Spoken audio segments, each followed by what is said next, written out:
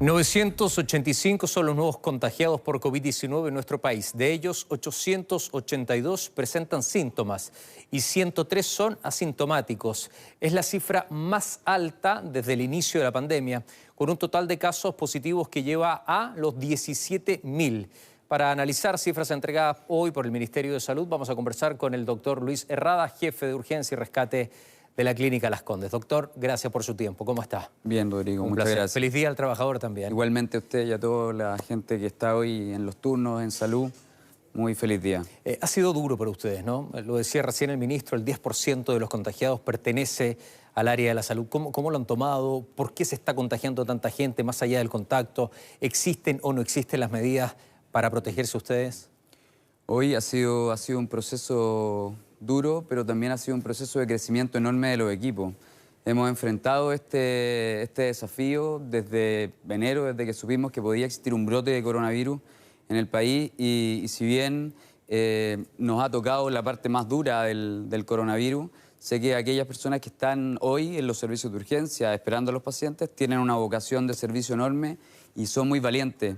Es nuestro trabajo y hoy se ve tremendamente necesario efectuarlo de la manera más profesional posible. Y creo que esto ha sido muy parecido en todo el mundo. No hemos visto cifras terribles desde los 25% que se ha visto en España y en algunos países de Europa, hasta este porcentaje de funcionarios que tenemos también en nuestro país, que parece ser una tónica en este virus que es tan contagioso. Exactamente. Doctor, le pido que seamos muy explicativos para que la gente pueda entender, para que vayamos analizando, sobre todo por las noticias negativas que escuchamos hace un rato, la cantidad de gente que se va a la playa sin obedecer, creyendo que esto es un fin de semana libre. Es bueno que podamos aterrizar. Números totales de confirmados son 17.008 personas, lamentablemente 234 fallecidos. Pero quiero que nos vayamos acá, ¿sí? ¿Por qué? Porque se provoca ahora una segmentación con síntomas y sin síntomas. ¿La podríamos explicar, por favor, doctor? Hoy es importante desde el punto de vista del diagnóstico, que estamos efectuando diagnóstico desde que partió esta enfermedad y hemos ido creciendo desde el punto de vista de la cantidad de síntomas que hemos ido ingresando al caso sospechoso. Partimos muy circunscritos a un cuadro respiratorio, ¿no es cierto?, donde hablábamos de fiebre asociada a tos, dificultad respiratoria, dolor de garganta.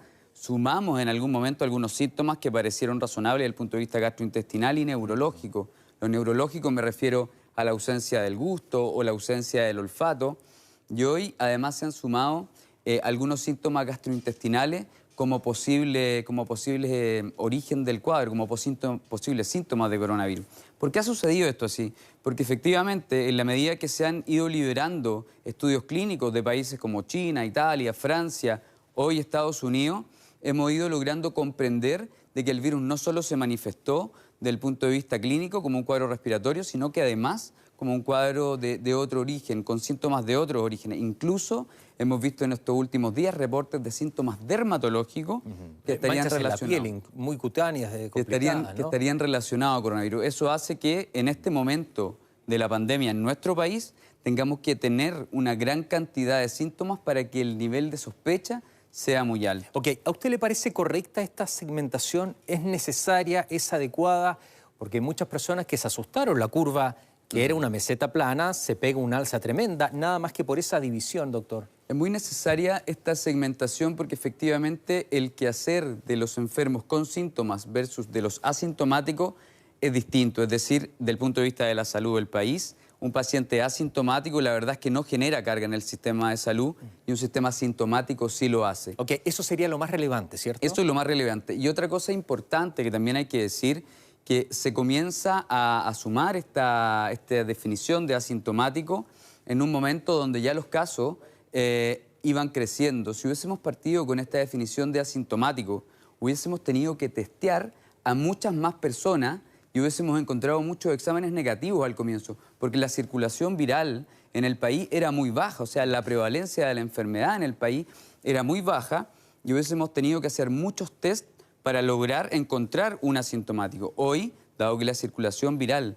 ha ido creciendo paulatinamente, parece ser razonable buscarlos. Y además, hoy es importante que la búsqueda de asintomáticos también se tiene que dar en estas poblaciones que son circunscritas, como los hogares de ancianos, por ejemplo, donde ahí también hay un riesgo desde el punto de vista sanitario y debemos lograr conocer si estos pacientes asintomáticos tienen o no tienen coronavirus. Ok, los vemos. Estos son con síntomas, 882 personas en total del país.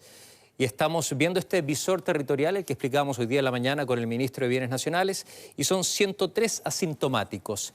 ¿Esa es una cifra alta, doctor? ¿Es una cifra normal? ¿Es una cifra esperable? Todo esto porque hoy día el ministro dijo, nosotros vamos a ir a testear, vamos a ir a buscar en hogares de ancianos, en poblaciones determinadas, en cárceles, por ejemplo. ¿Qué balance saca usted de ese número de 103? Es difícil estimar si esto es mucho o poco, porque como hemos visto, las curvas han ido creciendo paulatinamente y se comportan de manera distinta de país a país.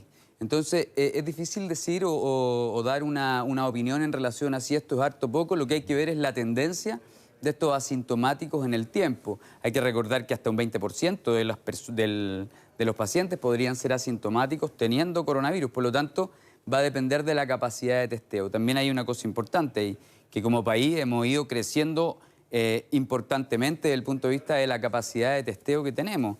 Recordar que partimos con un laboratorio, que es el laboratorio del ISP, haciendo PCR de coronavirus, y eso ha ido creciendo hasta lo que tenemos ahora. Doctor, el desplazamiento del virus, que va mutando también como virus en sí mismo, pero también de la zona oriente a unas zonas mucho más vulnerables. Me parece que es un punto a tener en atención, con mucha preocupación. Hay gente que vive muy hacinada, que tiene que salir igualmente a trabajar. ¿Qué consideración podemos tener respecto a ese tema?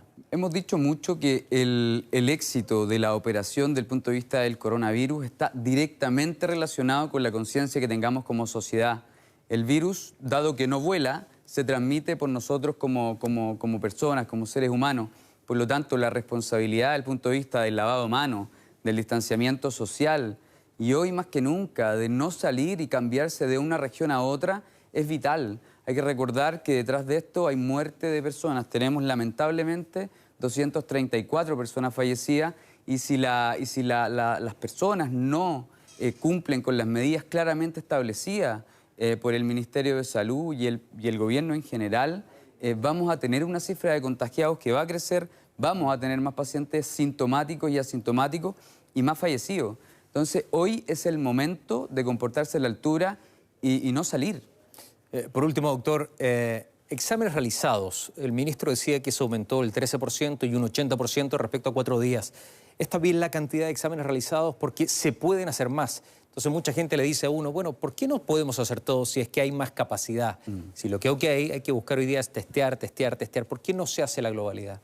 Eso es una buena pregunta en el sentido de que cuando uno mira la cantidad de exámenes por cantidad de pacientes diagnosticados en el mundo, se da cuenta de que hay una variedad enorme.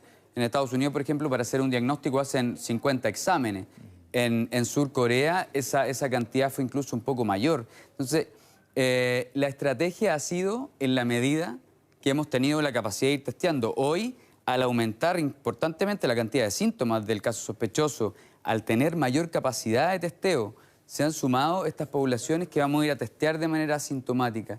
Y eso ha sido algo paulatino y que se ha dado en la medida que la operación lo permite. También hay que comprender de que nos hemos transformado desde el punto de vista de los diagnósticos de coronavirus. O sea, partimos con uno y vamos, entiendo, no sé si me puede ayudar, pero como 20 o 30 laboratorios sobre 50 a nivel país. A nivel país que estamos haciendo test. Entonces, pero todo esto es directamente proporcional acá, y acá cierro. Más exámenes, más contagiados. Claramente lo que representan las cifras. Más exámenes, pero también más diagnóstico, te diría yo. A lo mejor el contagio que está dirigido a las personas, yo diría que más exámenes, mayor capacidad de diagnóstico, mayor capacidad de aislar a estos casos diagnosticados, y idealmente menos pacientes fallecidos y menos pacientes en intensivo. Ese es un poco el cálculo que yo quisiera hacer de aquí en adelante. Doctor, le agradezco mucho y felicitaciones por el trabajo que están haciendo. Muchas gracias a usted Muy y amable. la gente que les pido que por favor se mantengan en sus casas y sigan las indicaciones porque de eso depende que no se mueran más chilenos por coronavirus. Muchas gracias, doctor. Muy amable.